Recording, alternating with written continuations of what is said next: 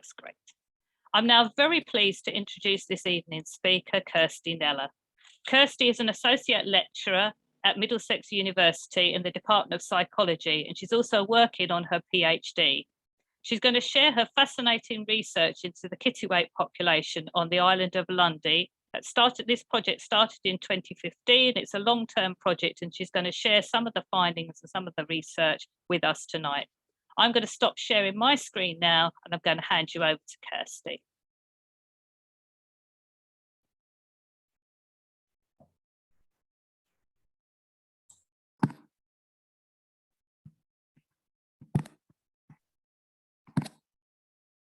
Okay, so can you see my screen now? Yep, can see the screen. Okay. And if you just want to click onto Brilliant. the slideshow, yeah, that's great. That looks perfect. Okay, so thank you for that, and thank you for having me here. So as the title suggests, this talk will focus on our research project on a breeding population of kittiwakes on Lundy Island. Lundy is an island on off the coast of Devon, and I will give more details on that shortly. So first, I will provide a brief introduction to our research project. So our kind of initial interests. Then I will give a little background on Kittiwake. So for those of you who don't know what a Kittiwake is, I'll give some brief descriptions. Then I will go through some information on Kittiwake status and what this means for our research. Then I will give some information on Lundy, so the study site where we are conducting our research. Then I will give some theoretical background that kind of informed our research interests. And then I'll move on to the actual project. So I'll go through the research questions that we're interested in, the methods that we're using, and some preliminary data. And then I'll just kind of indicate a few future plans that we have for the project.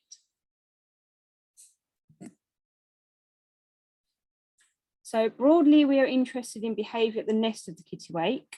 So during the breeding season, we're interested in the dynamics at the colony during an incredibly important time for these birds. And we use theory to inform our research ideas. So this project, as I said, is focused on the breeding population of kittiwakes on Lundy. The idea is for it to be a long-term project.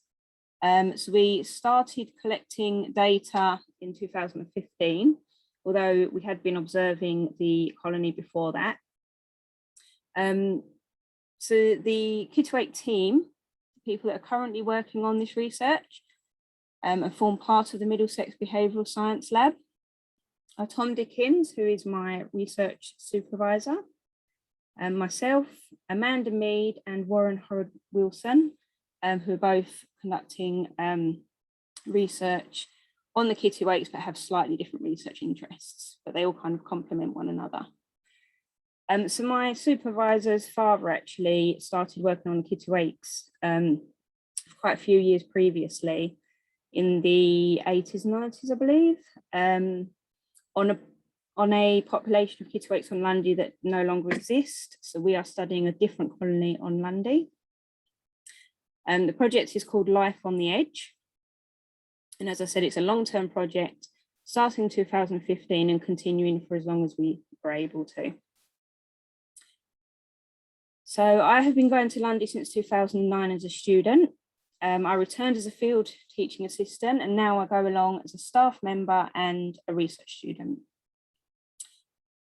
So the Kittiwake project background. So as I said, my supervisor father studied the Kittiwakes on Lundy for a long time. And the current team are continuing this research. So the main things that we're interested in are how well the kittiwakes are doing on Lundy. And to look at this in more detail, we need to develop accurate measures of breeding success. And we're also interested in the risks that the colony faces. So these will be various factors that are affecting breeding success. And my particular interest is the interactions between breeding pairs. So looking at pair quality and the interactions between the two pairs at the nest. I'll go through these interests in more detail later on. So for those of you that don't know what a kittiwake is, so for the purposes of this research, I will be talking about the black-legged kittiwake, but there are actually two species of kittiwake. There's the red-legged kittiwake, which can only be found in the North Pacific region. And then there's a black-legged kittiwake that can be found in the Pacific and the Atlantic northern regions. And like I said, for the rest of this talk, I will just use the term kittiwake, but I will be referring to black-legged kittiwake. So the the kittiwake is part of the Laridae family, which consists of gulls, terns, and skimmers. The English name is derived from the call, so it's onomatopoeia, so it makes the sound kittiwake. I'm not going to demonstrate that now and embarrass myself, but it's similar to cuckoo. And the Latin name is Rissa tridactyla. The term tridactyla comes from, or the meaning is three-toed, so they have 3 toes. So a kittiwake looks similar to other gull species. So they have the white kind of head, breast and body with grey wings. And they also have black on the end of their wingtips, look like they've been dipped in ink. They have black feet and a yellow bill and dark eyes. They're usually described as the most gentle or elegant looking gull compared to the other gull species. So the juveniles will look similar, but they will have a black W on their wings and a black bill and a black kind of line on their neck and on their tail. And this will gradually kind of turn into the adult plumage over 4 years.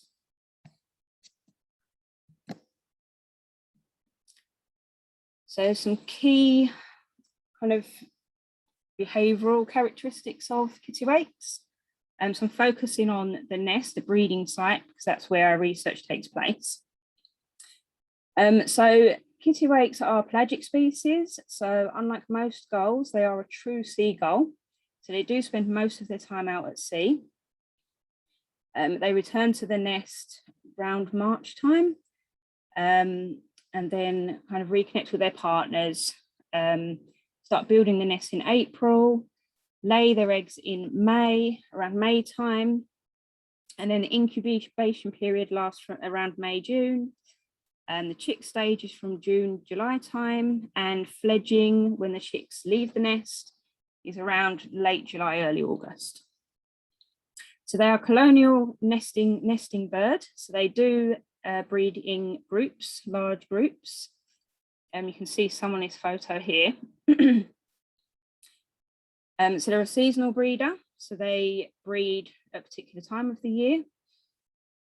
They nest on steep cliffs. So again, as you can see in this photo here, you can see that it's a very sheer cliff. And you can kind of make out some of the nests.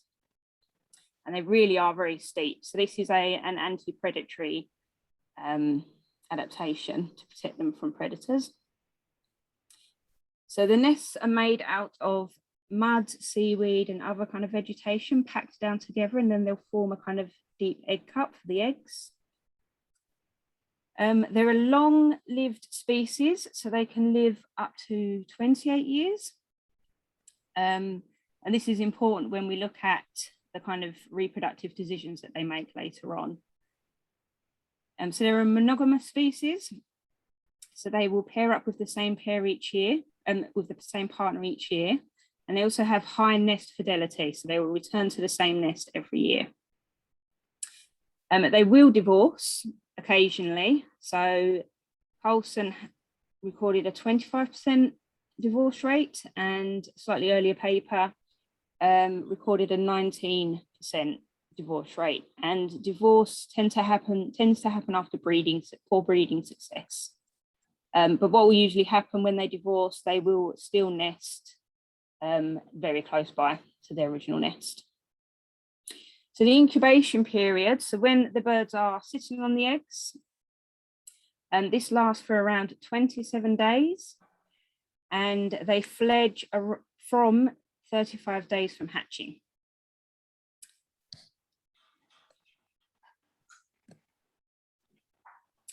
So Kittiwakes are specialist feeders. So unlike the other large gulls that you kind of see around the coast, they will only feed out at sea. So they feed on things like sand eels and other small fish and jellyfish.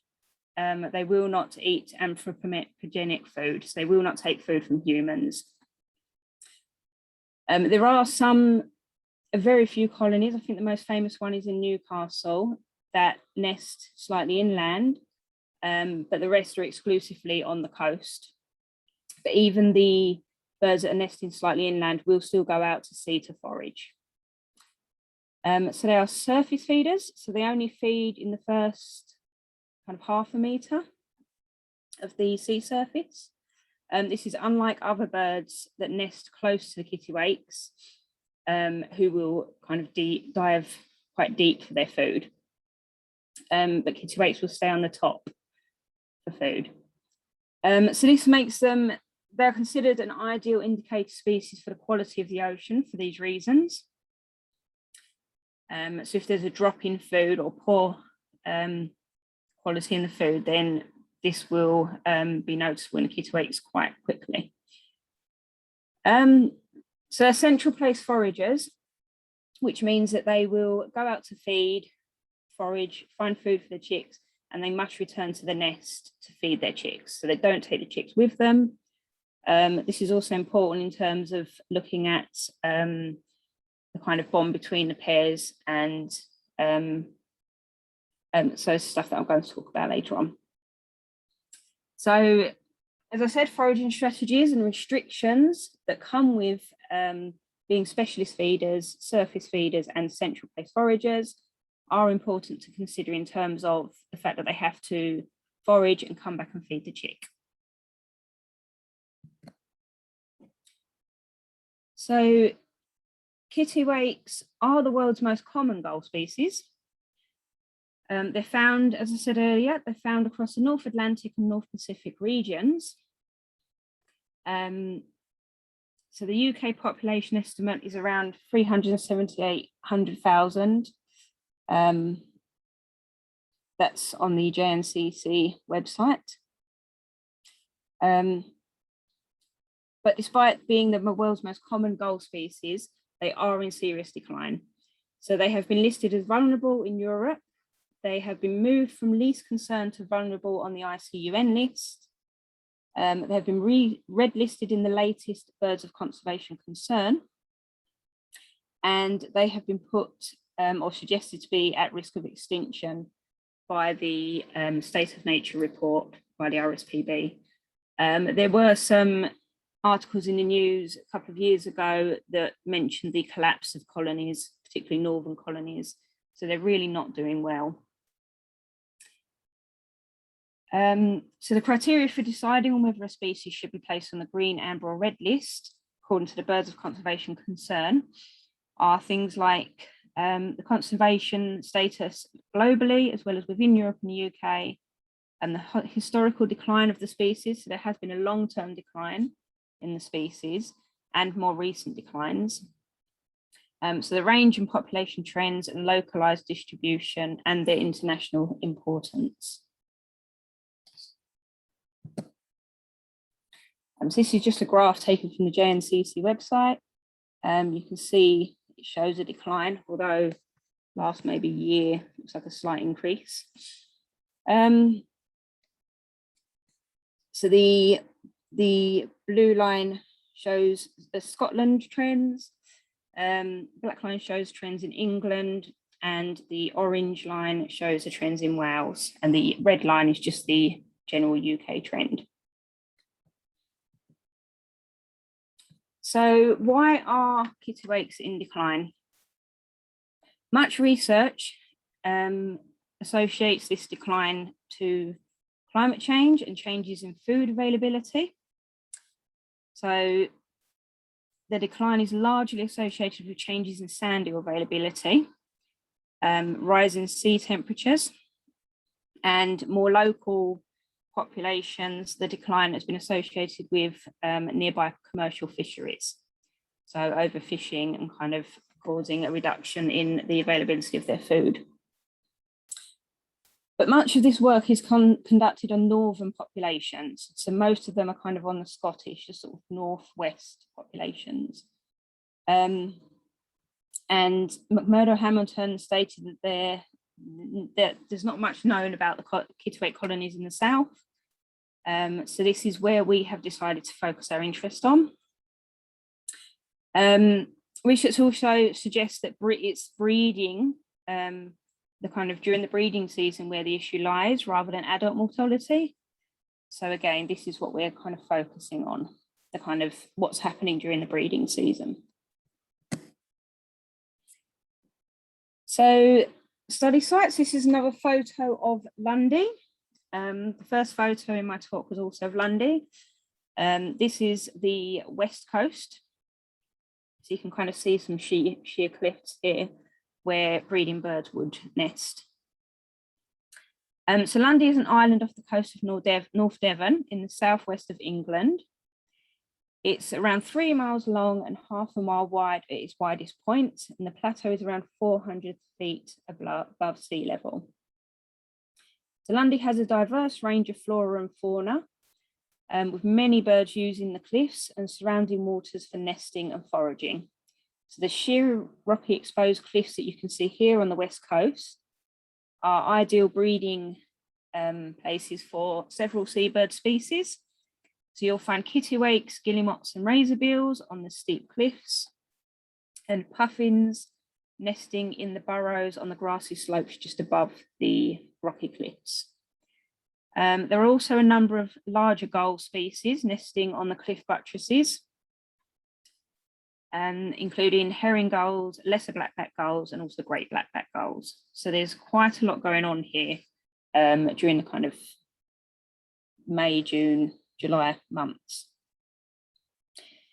The east coast of Lundy, in contrast to this side, is much greener in comparison. So it's covered in lush green vegetation and wildflowers with trees in the southeastern part of the island.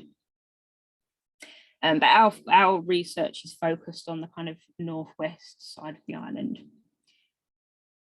So, and as I said, these cliffs and surrounding waters provide perfect nesting and foraging areas. So the waters around Lundy are actually heavily protected by marine conservation zones. So that's banned fishing from the kind of nearby coastal areas.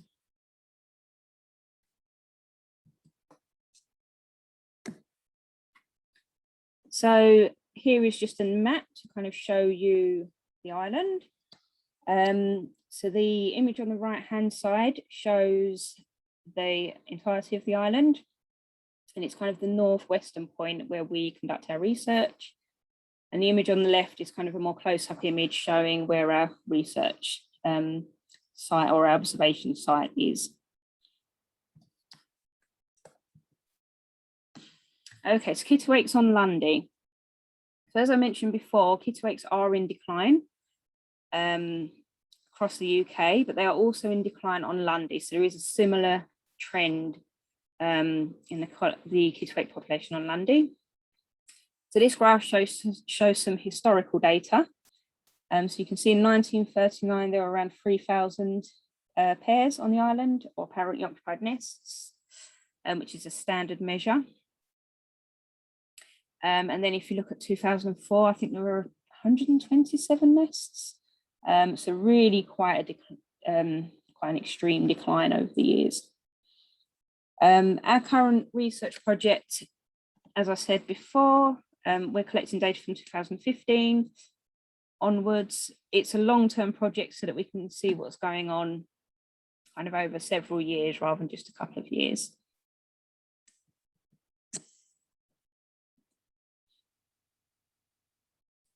So kind of indicated on the last slide how breeding success is measured. So a typical measure is counting, turning up to the site in June and counting apparently occupied nests.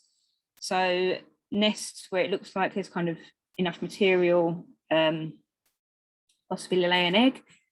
And the suggestion is to conduct 3 counts during June. Sometimes chick counts are included, but this is a general measure. There are problems with such measures, so tendency towards overestimation. So pairs may go and build a nest, but may not do anything more than that. Sometimes pairs take sabbatical years, so they will arrive at the colony, build a nest, sit on the nest site, but they will not make any further breeding attempts. So each nest is a fitness investment for a Kittiwake pair. They have 1 brood pair per season, although they can relay after failure, but they tend to just have 1 brood. So as I mentioned earlier, the several stages are to, so what we plan to do in more detail is to collect data on apparently occupied nests, eggs, chicks, and then fledged chicks. So this should provide much more detailed information, and also failure, which can occur at either of these stages.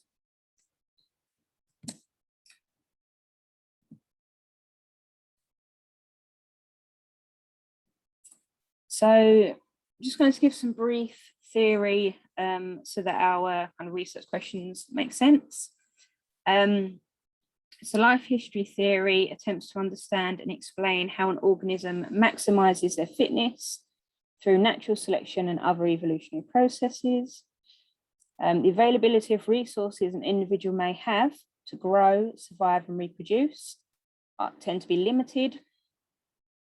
And these limitations lead to trade-offs, between to reproduce now or later, maybe in terms of foraging to stay at one patch or to move on. So there's various trade-offs that we would have to make. So these trade-offs will be impacted upon by key ecological pressures within their environment. So things like the weather or predation risk, and intrinsic qualities of the individual. So the quality of the individuals, the age, and so on. So key decisions will involve trade-offs between current reproductive investment and future survival of an individual and further reproductive opportunities. This is particularly important in a long-lived species, because obviously they will have a number of future reproductive attempts. So they don't want to kind of use too much of their resources on the current reproductive event if the conditions aren't ideal. So if they invest too much now, this may impact on their survival of future breeding attempts. Key fitness decisions, as I said, so key fitness investment decisions in current and future reproduction attempts will be of particular importance in Kittiwakes. So moving on to clutch size. So we aim to measure the number of eggs that individuals or pairs will lay, in addition to the apparently occupied nest, which is the kind of traditional form of measuring breeding success. So clutch size is a measure of breeding effort. So it shows how much effort the pair are kind of putting into the current reproductive event. Clutch size is a facultative response to the environment, so it can change. I mean, it's an indicator of current ecological conditions, and it is determined by recent past and current conditions. So things like food availability and predation risk can influence these decisions. So if there's a shortage of food or high predation risk, this can impact on the decisions on how many eggs to lay. So with some species, there is not much variance, or there isn't any variance in the number of eggs that they will lay. So birds like guillemots will just lay 1 egg. And then other birds, particularly small passerines, will lay a larger clutch size. and there will be some variance in this. So it's quite a lot of work on blue tits in this area. So kittiwakes will lay 1 to 3 eggs. Typically they'll lay 2 eggs, sometimes 1, and very rarely 3 eggs. So this means that the average clutch size is just below 2 eggs. Clutch size is an indicator of pair quality. So you would expect that the quality of the pair will lead to different clutch size decisions, as I said before, depending on the current kind of ecological conditions. So productivity required to maintain numbers is said to be between 0.8 to 1.5. So this should be able to maintain the population, these numbers. So as I said, for this current study, we are trying to develop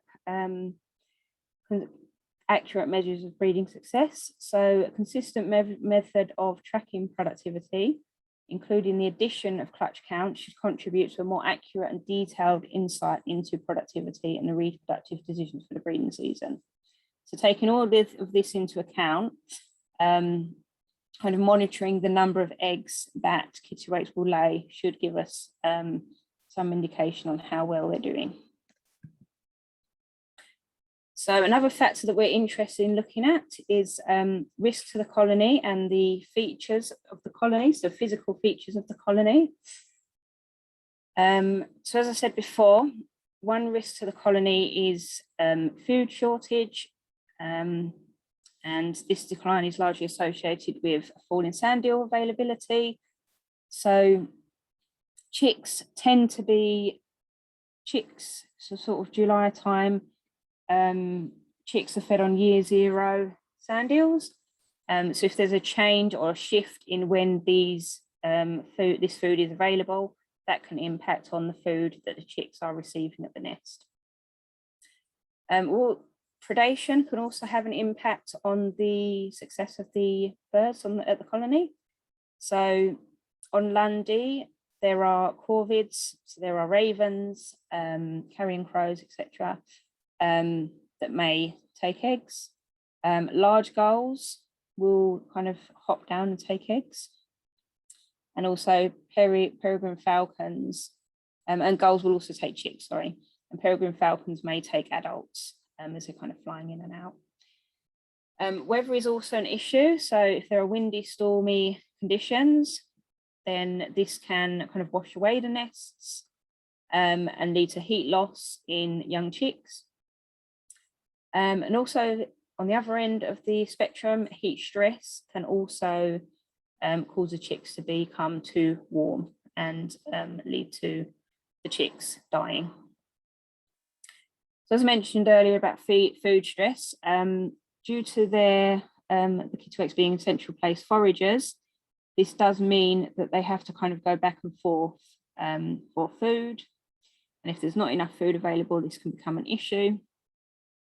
And also if there's competition, both between kittiwakes and also with other species, although there was some research that suggested that due to the deep diving of auks like guillemots, they actually bring up the food. So they may actually be kind of helping kittiwakes reach food. So colony features, so the kind of physical aspects of the colony may impact on how exposed or protected the individual nests are. So position in the colony, whether there are ledges or roofs, which can act as kind of protective things from predators. So this is something that we're interested in. So risk may vary both across the years. So if there's a particular year where there's bad weather event, then this may impact on the breeding success. And there may also be within colony and between colony variations.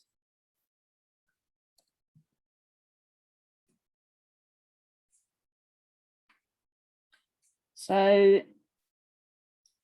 parental care, as well as deciding how many eggs to lay, parental care is another form of investment. So biparental care is common in bird species due to the kind of one adult needing to be on the nest. You do need both pairs to kind of contribute to the incubation and the feeding. So nests are rarely left unattended in kittiwakes during incubation and the first week post-hatching. So during incubation, I think they're sat on the nest for around 99% of the time. So the eggs are very rarely left alone. And for the first week or so post-hatching, the chicks are unable to thermoregulate their body temperatures, so the adults will have to sit on them during that time. So incubation and nest attendance is shared by males and females. I believe it's around 54% for females and 46% for males, so roughly equal. Pairs will develop a shift system, and this can vary slightly between pairs. So pairs will develop a system that's kind of the usual for them, but this will vary between pairs. Few nest exchanges during incubation. So like I said, they're kind of sat tight incubating the eggs, but nest exchanges will increase rapidly after hatching as food demand for the chicks increases.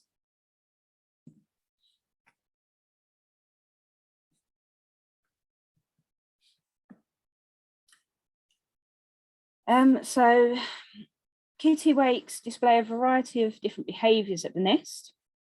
So they display quite complex interactions between the two pairs. One of these behavioural interactions is a greeting ceremony. It's called a greeting ceremony, and this is performed upon return of the mate to the nest. So when you have one adult on the nest, another adult returns, they will perform this greeting ceremony between them. So this greeting ceremony, the suggested function is that it may help to coordinate the behaviour of partners and to ensure attendance at the nest. It's also believed that it may be an exchange of information. So information on foraging sites and things like that. So there was a study that looked at pairs that stayed with the same partner and pairs that changed partners. And they found that the pairs that changed partners spent more time at the nest and had higher greeting rates. They kind of went back and forth to the nest more often and had higher kind of greeting rates. So, as I said, so the difference in behaviour may be due to mate familiarity. So if a pair are more familiar with their mate, then there may be less of a need to kind of keep going back and forth and kind of have a lower number of greeting between the pair. So the idea is that this maximizes foraging efforts. If they can kind of have this exchange of information at the nest quite quickly, and then the other pair can go and forage, then that should increase their foraging effort. And again, so synchronized behavior will help with this. So a little bit more detail on the greeting behavior. So when they take part in this greeting ceremony, it consists of 3 main postures. So, and they do occur in the same sequence. So you'll have the long call, where a bird will kind of go like this and call, and then it will kind of choke, do this kind of choking action, and then upward choking action. So it is quite ritualized, this greeting ceremony. And there are also other behaviours that can appear at the nest. So you have the bow and moan, which is performed if there's a fight between 2 kittiwakes where they cannot reach one another. So if they're kind of, there's aggressive interaction, but they can't quite reach one another. And also before flight, often during nest relief. So if they're just before they're going to leave the nest.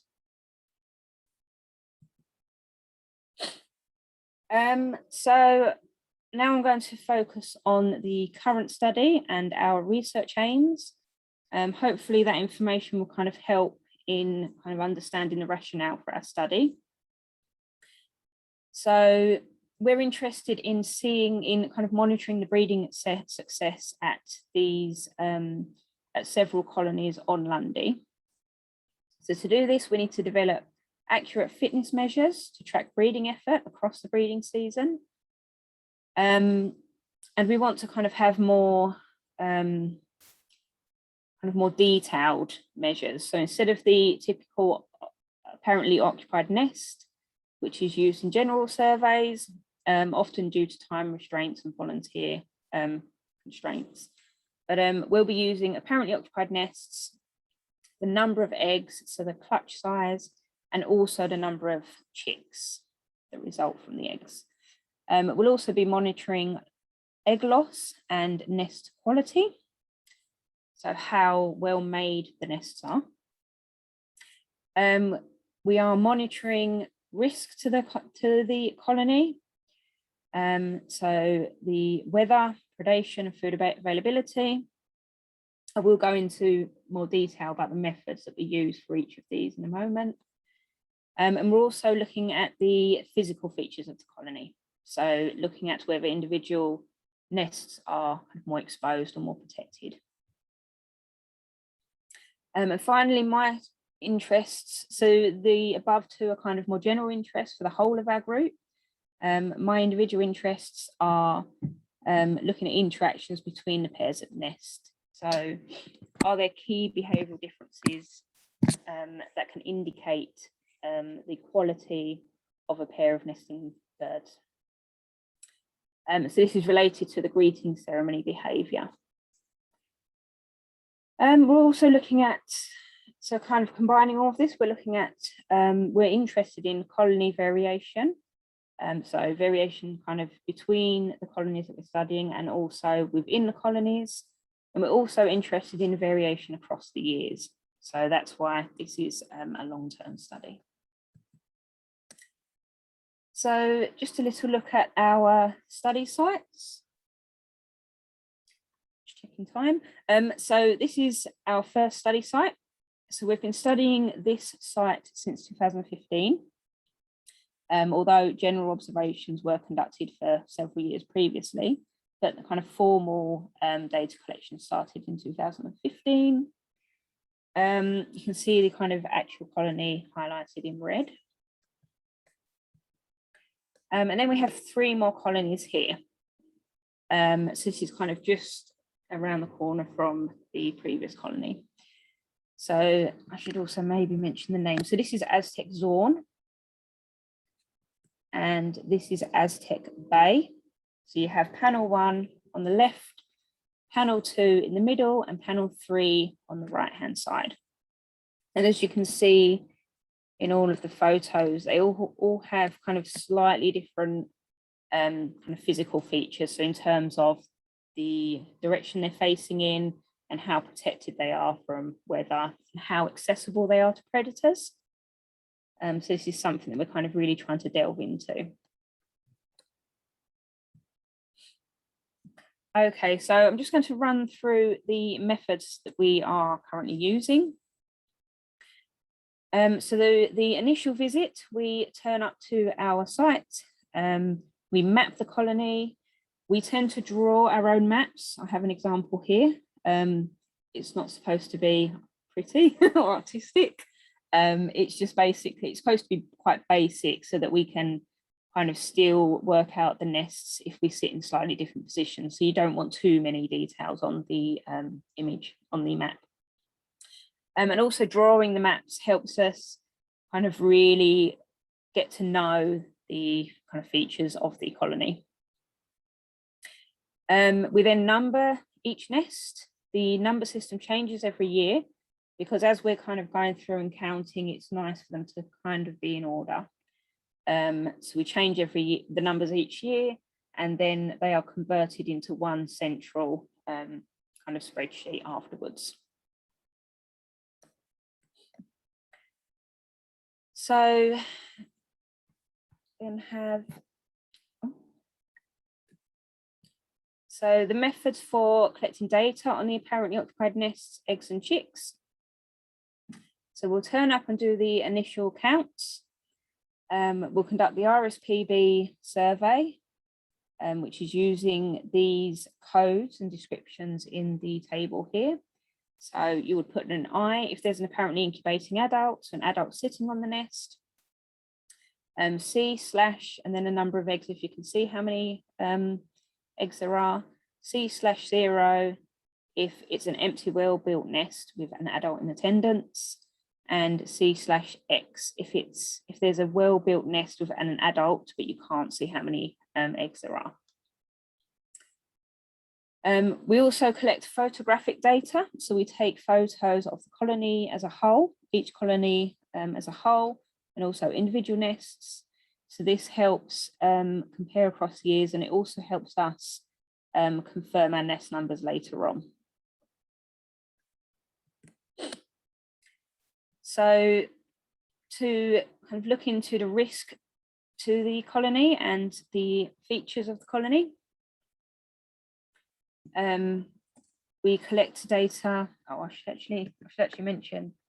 Yes, I did. So in June, that's when we go and count the apparently occupied nests and the egg counts. So we'll turn up, we spend 2 weeks on the island collecting this data, and then I will return in July on my own on a short trip and do the chick counts, which are much easier to do. So egg counts are really quite difficult because the adult is sat on the nest most of the time. And from this data, we can work out loss across the days, and we also assess nest quality. So each nest, we give a number from 0 to 3, where 0 would be kind of hardly any material to be an actual nest. 1 would be a poorly built nest, 2 would be a good nest, and 3 is kind of a very well built nest, deep cut, and kind of quite a lot of material there. So to look at predation, we measure flybys. So if a predatory bird flies within a certain distance of the colony, we will note that down, and we will also note down any actual predation events. So if an egg or chick is taken from a nest, we will also note that down. We also keep field notes on weather. So we will take daily field notes on weather and also look at kind of more general weather for each season, to kind of have a summary of each season. We are kind of working out and assessing the physical features of the colony. So general description for the colony as a whole, but also individual nests, we're kind of noting whether it's on a ledge, how many neighbours it has, whether it has a roof, etc. And then we may take general field notes on things like copulations, courtship feeding, chick feed, to give an indication of how well the chicks are fed, and any other behaviours of interest. I'm just going to go quite quickly now. So we do scan sampling, so do an hour where we just note down every 5 minutes what each bird on the nest is doing, number of adults, and I'm also collecting video footage of plots within the colony and looking at the pair interactions, which will be coded later on, looking at a number of nest exchanges and looking at the greeting ceremony in more detail and other behavioural interactions at the nest. So this is our actual data. I only have a small amount to show you for now. Still kind of just finished processing it. I'm just working through it now. So each year when we have a photo of the colony, I note down green would mean that the nest was present that year. Red and orange would say which year it previously appeared in. So red may be 2012 it first appeared, orange 2014 it first appeared, and green would be the current year. We have this data from 2012 for Aztec Zorn, and for Aztec Bay, where we had the 3 panels, we have this data from 2017 to 2021. So this provides a visual presentation of the numerical data that we have, and it shows kind of the common nests and new nests each year for each colony. Here's some data really quickly. So this shows the apparently occupied nests, the eggs and chicks, and also the number of nests that we have missing data for. This is important, but I don't have much time to go through it at the moment. So you can go and read the 2 papers listed below for more details on this.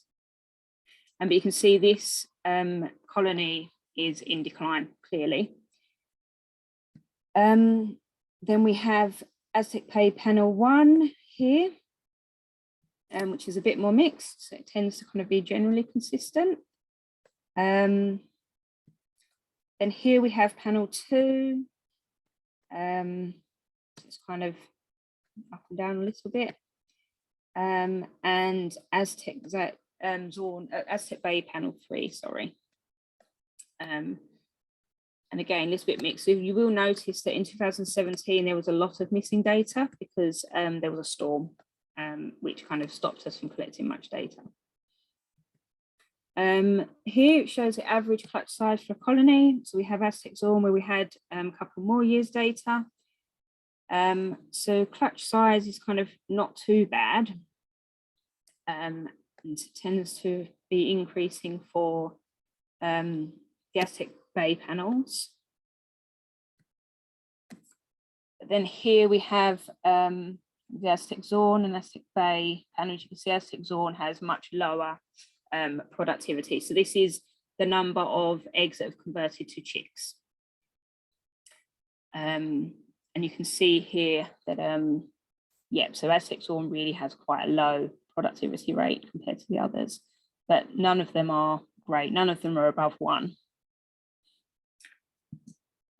So other current and research interests. So we're looking at urban sites in Lowestoft. We're interested in interaction between Kittiwakes and other cliff nesting species like guillemots. The impact, we're going to look at the impact of predation and weather in more detail. So Amanda is interested in chick interactions and siblicide, and Warren is interested in interactions between chicks and parent birds, which should all complement the data that we have so far. I just want to have some show some acknowledgements. So my supervisors, Tom and Martin, David Dickens for starting everything off here, current research team, and the Lundy warden, who's always been very helpful in terms of data. And to give photo credit to Tom for the kind of individual images of kittiwakes and nests. So yeah, that's it. Thank you ever so much, Kirsty. That was a really very thorough introduction, not only to kittiwakes, but to the research project and all the different aspects of kittiwakes that you're researching, and really helpful outline of the methodology as well. I found that very informative. We have quite a lot of questions actually that have been coming through in the chat. So are we okay to go straight over to try and cover some of those? Yep. Yep. Okay. Anchor, are you all right to start picking some of the questions in the chat up for us, please? Yeah. I'm going to, can you hear me? Yep. I'm just going to go through because there's some that seem to be sort of related to each other. Oh, well, Kirsty, do you want to stop sharing your screen and then we can see you better, actually? Yeah, thank you. Yeah, sorry to interrupt, Anchor. That's okay. So I think one kind of theme was really like, how you are actually counting and, looking at the nest. So, I mean, one question kind of sprang to my head, and Jennifer Koenig also was wondering, do you have a professional climber as a member of your team? And related to that, how are you counting the AONs and the chicks? Are you climbing or are you? No, so I realize I've put quite a lot of this in here, quite a lot in this talk, so it's a bit of a rush to get through everything. But so basically what we do, we sit on a cliff opposite, so there's minimal disturbance to the birds. We use binoculars and a scope, so we kind of go between the two. We tend to use binoculars just to scan, and then we'll use a scope to confirm egg nest content, because as I said, the birds just don't move. So we kind of, it's just kind of just waiting for the birds to move, and you get used to kind of the shifts that they do. So you kind of know when maybe they're going to roll the egg, or maybe another adult is going to come in and they'll swap. So yeah, it's practice, and it's using binoculars and a scope. So no, we don't have any professional climbers, unfortunately. It would be great. But yeah, we don't have them. So Lundy is also a triple SI, so it's a site of special scientific interest. So I think you would need kind of special permission for that kind of thing. Yeah, I can imagine. So I think that kind of answers, there were a couple of other questions that were sort of related. I assume you're further away, so the birds aren't actually, they don't know that you're there, but a couple of people wondered, how do the birds react to the surveying, for example, the photography of nests, and have there been any negative impacts or changes in behavior, short or long term? No, so we do get special permission from the warden to go down to our site, and it is the site that they use for their own monitoring. And we do, as I said, we are at some distance, so we use a camera with a kind of telephoto lens to take the images, so we're not kind of close up. It's kind of done at some distance, and we also keep the number of observers low, so it tends to be 1, 2, 3 maximum kind of down there. We don't have large numbers of people down there. Okay. You mentioned your supervisor's dad's study, that he was studying this original colony, but you said it was no longer there. So there were some people that were wondering what happened to that colony. Well, we're not too sure. So my supervisor's father was actually studying siblicide. So if you have a 2-chick nest, one of the chicks will push off the other, their sibling. And this is an indication of food stress. So it may have been food stress. We're not too sure. That's something that we are interested in. Gosh, yeah, that sounds horrible. Suicide. And the same with our sites. So our sites are in decline. I mean, there's one, the Aztec Zorn, the first site is kind of showing really quite drastic decline. So the apparently occupied nests were around 70 odd when we first went in 2015, and now we're down to, I don't know, 12. Kind of, it's just very few nests kind of holding on there. Yeah, it sounds. And yeah. Can I just jump in about why that site seems to be different to the others? Is there a theory about that yet?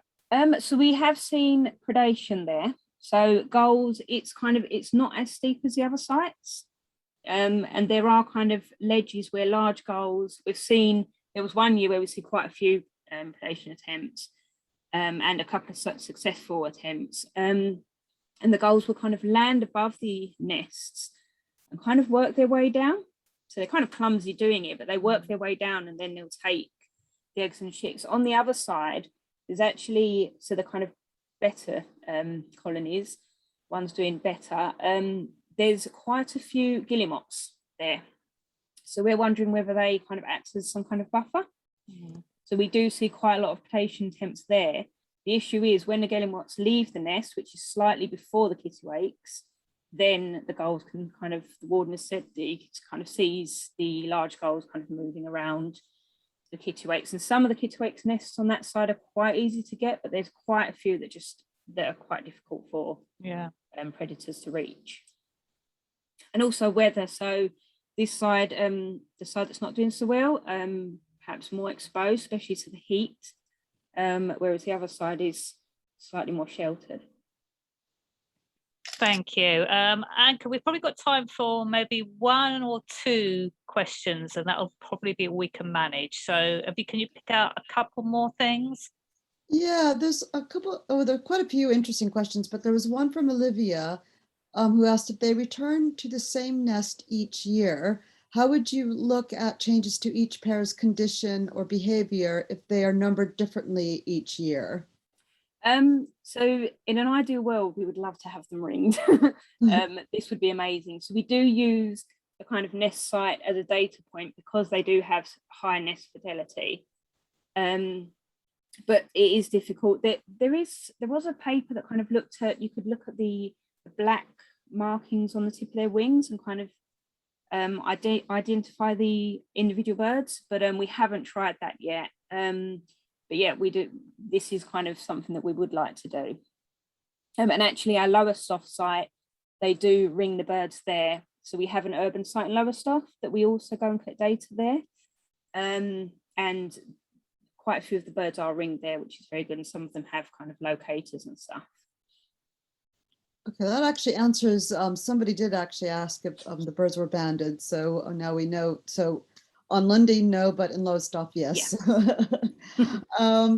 There's also some questions about bird divorce. So people were wondering, Maggie Parsons was asking, do you know what makes them divorce? And Suzanne Binns asked, when they change partners, what are the behaviors of the outgoing partner? Is there a gender that predominates within the changes? Is the male kicking out the female, female kicking out the male, or is it more equal than that? So obviously this isn't something that we've looked at, but John Colson, who studies the Kittiwakes in Newcastle, he said that the divorce tends to follow breeding failure. So if a pair fail to breed, so they've lost their eggs or chicks at some point, then divorce is more likely. But the interesting thing is the adult that doesn't return to that nest will nest close by, according to their research. They will kind of find a nest close by. So they really do seem quite loyal to their kind of nest site. I'm not sure of the male and female differences. Yeah, that's something I can look into. There's obviously, I can see there's loads of questions in the chat, as well as nice comments about thank you for the talk, but we're going to have to draw it to a close because we're just already slightly over 7:30. But Kirsty very kindly has said that we can email her all the kind of questions that we haven't got around to, and then there's whenever you get time, there's no sort of rush, but when you've kind of managed to put together some answers, I will then circulate that around to everybody who's registered for the talk. So we don't worry if we didn't get around to your question, because we will still follow those up. So basically I just want to say thank you so much again, Kirsty, for what was really a very informative and thoughtful talk. And I feel like we only just scratched the surface, really. Yes, there's a lot to talk about. There's a lot more. Yeah. So, and it maybe at some point you can kind of think about coming back and doing a sort of update on how your research is going. But all the best, that'd be great. And all the best of luck with it and with your PhD. It does sound really fascinating. I'm sure there's lots of really, kind of good, great information that will come from it. So thank you once again. And just to everybody else, our next talk, just to remind you all, it'll be on Thursday, the 14th of October, and it will be our own Kieran Derek Brown who'll be doing a talk about worms, and that's in the run-up to World Earthworm Day, which is on the 21st of October.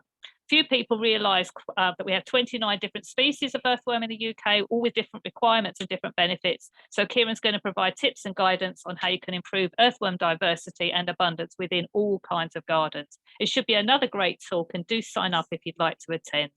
You're most welcome to unmute yourselves and to say goodbye as you go. Thank you very much for coming, everybody, and hope to see you again next time. Bye-bye for now, everyone. Bye. Thank you for a great talk. Thank you. Thank you. Yeah. Keep up the great science. Thank you. There's lots of really nice comments coming through in the chat as well about thank you for a great talk. Very informative. So brilliant talk. Thank you very much. So people very appreciative. Thank you for having me. Very good talk. Thank you. Bye. Good night. Bye-bye. Bye-bye. Auf Wiedersehen. Nice to see you again. Let's start gradually saying goodbye to people. Bye.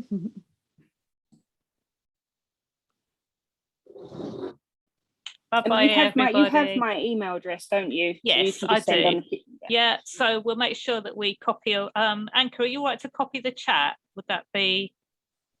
Yeah. Is that if you?